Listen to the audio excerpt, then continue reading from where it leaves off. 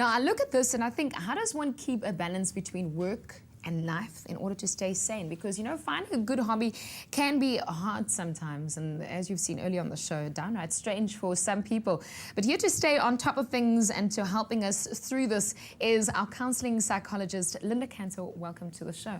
Thank you for having me. Now, I can ask you 2,000 every question because, you know, it's so great having a counselor on the show. But we're going to talk specifically hobbies and also how to balance that this morning. For many people, you know, their work is their life. You know, we enjoy what we do, whether it is working in a bank or being here. You know, how do we find a balance? Where do we draw the line between work and play? Well, I think it's an individual thing. So I think everybody has got a different work-life balance. But I think it's really important to, even if you're passionate about your job, even if you love it, to make space for balance and to make space for some other things. But how do you know if there's balance? You know, you enjoy your job. And how much is work? How do you know whether there's balance? Yeah, that's a good question. And I think it's amazing if you are in a situation where you love what you do and you're passionate and it combines your social life. So in that case, you might not need so much more balance. But your body's a really good indicator. So you'll usually know if you're feeling symptoms of fatigue or exhaustion or you're no longer enjoying your job. That's a good sign you need to shift things to the other side and maybe look at some hobbies and more balance. Are there other signs? I mean, sometimes you overworked and you think you just don't enjoy your job, but it's just because you need more sleep maybe. Well, I think sleep would be a really good sign that you need to balance things out. And there's signs of, you know, headaches, stomach problems, or people getting depressed or anxious. And then those are good kind of indicators. Oh, I need to look at what's going on here. You just spoke about physical things. It actually happens to your body. You know, what are some of the consequences of having a work-life balance? Like when there is balance, what happens?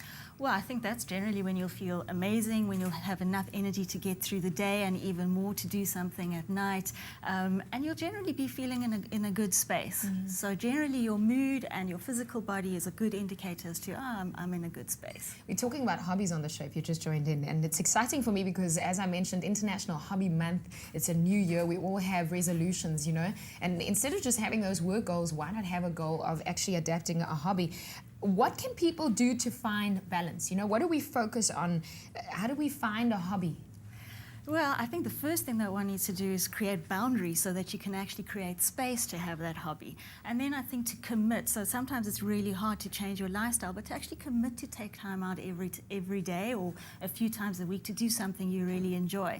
And try something that, you know, you'll know it's a good hobby if you feel like it spirals your energy upwards and you feel really good after doing that.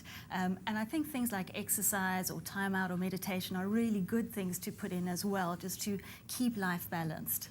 Someone once said to me that if you really want some time out and you really don't have time in the day, you should make a cup of tea without speaking to anyone and then drink it for 3 minutes. And I don't know how much sanity is in that. But what do you think are the benefits in taking that hobby and making it your own as part of a resolution for the new year? I think that the benefits are really big, and you know, we always start the new year with a lot more energy. We've had a holiday, we've had a break, so we've got the energy to start to create some new habits. And even if that habit is, well, what I'm going to do is just take 10 minutes every day and go for a gentle walk around the block, that would be a really good start. Well, that is a really good start. That's motivated me to only play this year. And to, no, I'm kidding. A balance, that's what it's all about. A balance between work and life. And that's what we're discussing. Linda, thanks so much for joining us. Thanks so much for having giving me. us some insights. It is important to work, but it's also important to find some time for yourself. So on this show, we wish you a life of balance, especially for this new year. Well, when it comes to the new year and finding balance, you probably want to spend some time on the beach too, but even that needs a little bit of balance, right, Leigh-anne?